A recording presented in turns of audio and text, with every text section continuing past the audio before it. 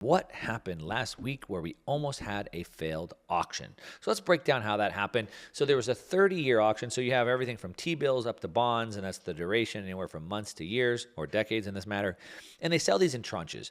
So in the 30-year auction, they wanted to sell $24 billion of that. And what happens is there's something called a bid to cover ratio. It's a BTC. And that means how many bids, how much demand is there for the supply that they're offering. And this is usually represented in a number. And we saw that this one came in at 2.24%, which doesn't really maybe mean anything to you. So we have to sort of look at history. And we can see this is typically around 2.5 or 2.6. So to go from 2.6 to 2.2, that's very low. And what we can see is that it looks like foreign demand was off, but really I don't think it's exactly that. So what do I mean by this? What we can see from the Treasury report is there's basically 3 tranches of buyers that they tell us about. One, they tell us about the primary dealer. The primary dealers, again, are these buyers of last resort. These are these banks. The second one is what we call direct bidders. These are institutions and these are individuals. And then third, we have indirect bidders. Indirect bidders are the foreign demand. These are foreign buyers. And what we can see for this 30-year auction, if we look back through a few auctions of this year, January, October, and now November, we can see that in January, the primary dealers, which are the buyers of last resort, the ones mandated to buy, took up 9% of the bonds. In November, actually, before we talk about that, let's talk. Okay, well, let's talk about that. So they bought 9% in January. In November, they were forced to pick up almost 25%. So they had to suck up the difference. They had to buy 9 in January, 25%. So what happened?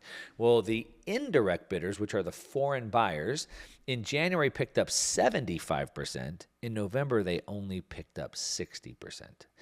The direct bidders picked up 16% in January and picked up 15% in November. So the direct bidders were about the same percentage. It was the indirect bidders that fell off from 75% to 60%. And so the primary dealers had to pick up the difference from 9 to 25%.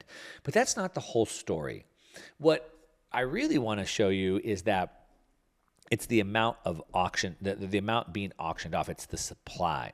So what we can see is that the foreign buyers, the indirect bidders, actually bought more bonds in November than they did in January. So in January, they bought $13.4 billion. In November, they bought $14.3 billion. So they actually bought an extra $1 billion worth of bonds. The problem isn't as much the demand side. There's still demand. They actually bought $1 billion more than they bought before. The problem is there's too much supply. The problem is the Treasury is spending way too much money and borrowing too much. This is very important. As we get to this later part, you're going to understand why. But the problem is the government cannot and just will not stop spending. We're now fighting multiple wars. Janet Yellen's out there saying we can fight multiple wars. Sure. We're fighting a war in Ukraine. We're fighting a war in Israel. We're fighting a war on terrorism. We're fighting a war on obesity. We're fighting a war on poverty. We're fighting every single war you can imagine. And we're spending more and more money. And the problem is there's not enough people willing to buy that debt. Now, like I said, it's not a demand problem. The demand actually went up. They actually bought more.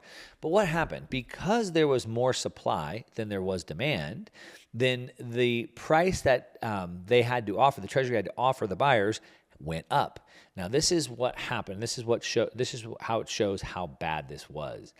And so in this bid to cover ratio, since there wasn't enough buyers, the price had to go up. So basically, the Treasury was hoping to sell this debt for less than what they had to do it, what they had to sell it at. And the tail went up by 5 basis points.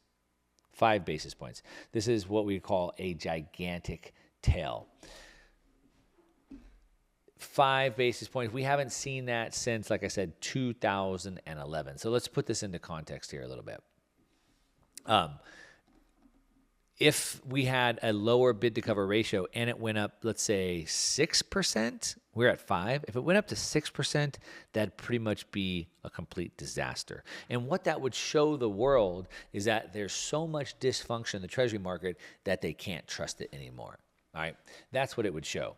Now, because of that, because the yield went up, then the bonds went up as well. And they moved so much. Well, they went down. They move in opposite. We're seeing these move. A 5 basis point move is sort of like a risk asset. That might be something like we might see in the cryptocurrency markets, not the U.S. Treasury bond market. The U.S. Treasury bond is the global reserve asset. It's supposed to be what we would consider a risk-free asset. It's supposed to be the most secure asset in the world. It's not supposed to trade like a cryptocurrency. It's not supposed to trade like a meme stock, but yet here it is. And this is the problem. We haven't seen this much dysfunction in the Treasury market since the 2008 financial crisis.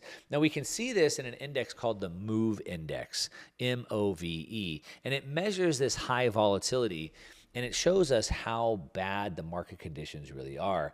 And like I said, we haven't seen this much dysfunction. We haven't seen this much problems in this Treasury market, in the largest, deepest, most risk-free market in the world since 2010.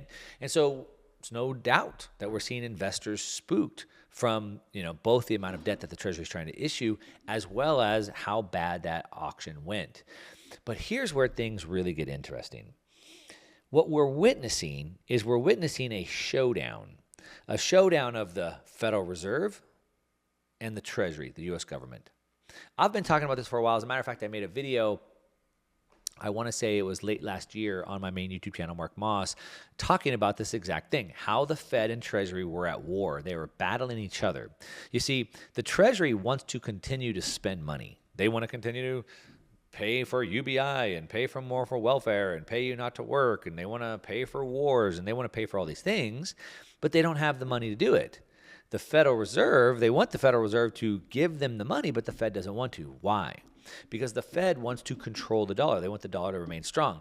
They're also trying to fight inflation. If the Fed continues to give the Treasury more money to spend, then inflation continues to go up. So the Treasury wants to spend money, causing inflation. The Fed's trying to bring inflation down.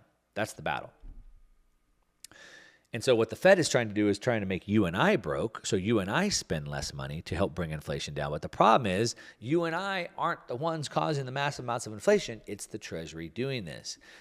But as the Treasury is trying to sell these and there's not enough people buying them, where are they getting the money to do that? Because right now the Fed is in what we call QT, or quantitative tightening. So the Fed doesn't want to buy these bonds right now. As a matter of fact, the Fed wants to sell the bonds. And at the same time they want to sell the bonds, they're trying to raise the rates.